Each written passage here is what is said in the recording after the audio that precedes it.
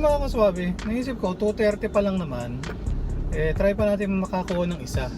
Tapos saka tayo kumuha na mag-set ng my destination. Dalawa lang pala ang available, no? Makakapag-set ka ng my destination. So yun, auto accept muna tayo na yun sa pang-booking. Tingnan natin kung saan tayo dadalhin.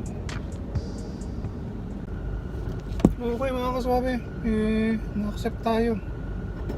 Signal Village, Ususan. Tapos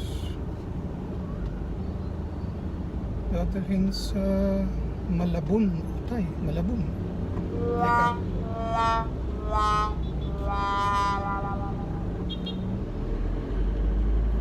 Turn right sa service road.